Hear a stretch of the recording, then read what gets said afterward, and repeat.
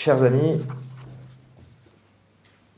c'était un inconnu, un collègue, un ami, un frère, un père, un mari.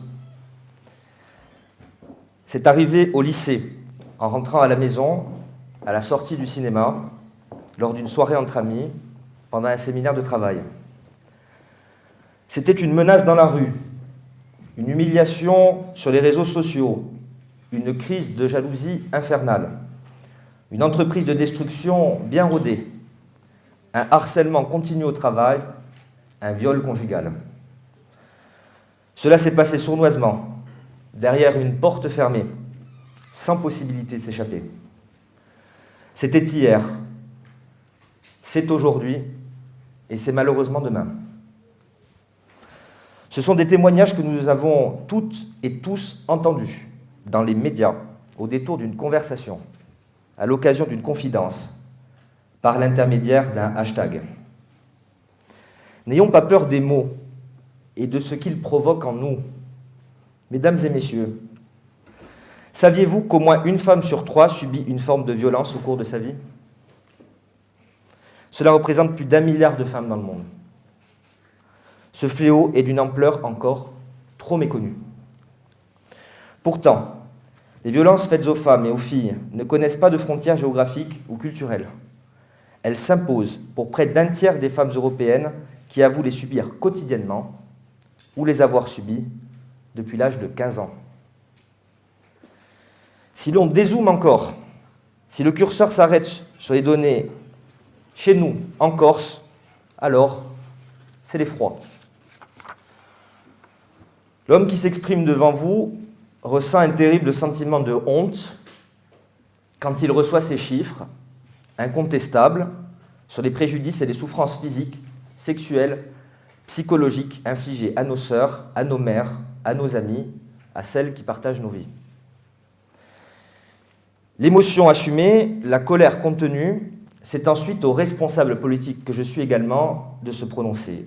Les menaces, les contraintes, les privations arbitraires de liberté, dans la vie publique ou dans la vie privée, ne sauraient bénéficier d'aucune excuse, d'aucune explication, d'aucun mobile. La société civile, les associations se mobilisent, parfois éperdument et furieusement. Mais combien d'années d'abus avons-nous à déplorer à l'inverse ? Combien de femmes assassinées ? Combien de filles traumatisées ? Combien de carrières avortées, de scolarité inachevée ? Combien de mariages forcés ? Sommes-nous bien en mesure de pondérer, de nuancer ? Non. Mesdames et messieurs, la CAPA, les habitants du pays ajaccien, les Corses, disent non à toute forme de violence à l'égard des femmes. Vous le savez, ces dernières années n'ont ressemblé à aucune autre. Même avant que la pandémie ne frappe, les violences faites aux femmes avaient atteint des proportions effroyables. Lors des confinements successifs, des violences au sein même du domicile se sont amplifiées, tandis que les plaintes officielles ont diminué car les victimes ont eu plus de difficultés à demander de l'aide. Aujourd'hui, leurs voix ont atteint un tel volume qu'elles ne peuvent plus être ignorées. En tant que maire d'Ajaccio et président de la CAPA, je m'inscris et me revendique de cette lutte contre le silence. Avec les services de la ville et de l'agglomération, nous nous mobilisons toute l'année pour sensibiliser, pour créer des espaces de discussion autour de ces enjeux, pour lever des fonds. Dans le cadre de cette grande campagne des Orange Days, que j'ai l'honneur d'ouvrir aujourd'hui, je vous demande à toutes et tous de vous informer afin de vous prémunir et de diffuser l'information au plus grand nombre d'entre nous. Les 15 prochains jours seront jalonnés d'un grand nombre de manifestations. Aussi, je tiens à remercier toutes les personnes qui ont contribué à la réussite de ces événements, les équipes du Centre intercommunal d'action sociale, car elles ne ménagent pas leur peine, croyez-moi. Merci enfin à notre parrain, Jean-Charles Pape, qui nous a probablement offert le meilleur plaidoyer contre les violences faites aux femmes. L'arsenal juridique qui permet aujourd'hui de punir ces actes a grandement évolué et des dispositions spécifiques ont été prises ces dernières années pour mieux prévenir et réprimer les violences sexistes et sexuelles. Mais ce n'est pas suffisant. Notre mobilisation collective est plus que jamais indispensable.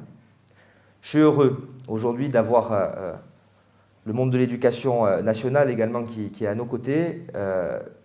il y a des jeunes personnes dans la salle. Vous dire vraiment que tout doit être fait pour lutter contre ce fléau, qui est une réalité, que certains d'entre vous connaissent malheureusement déjà, et vous dire qu'il faut parler. C'est aussi simple que ça. Il ne faut pas le vivre comme une honte. Aujourd'hui, il y a des gens qui travaillent quotidiennement pour pouvoir venir en aide à celles qui rencontrent ce type de difficultés. Et il ne faut rien laisser passer. Voilà. De la petite réflexion lourde à la main baladeuse, aux paroles déplacées sur les réseaux sociaux, il ne faut rien laisser passer. Et je veux m'adresser plus spécifiquement aux garçons, il ne faut pas laisser passer non plus. Merci à tous.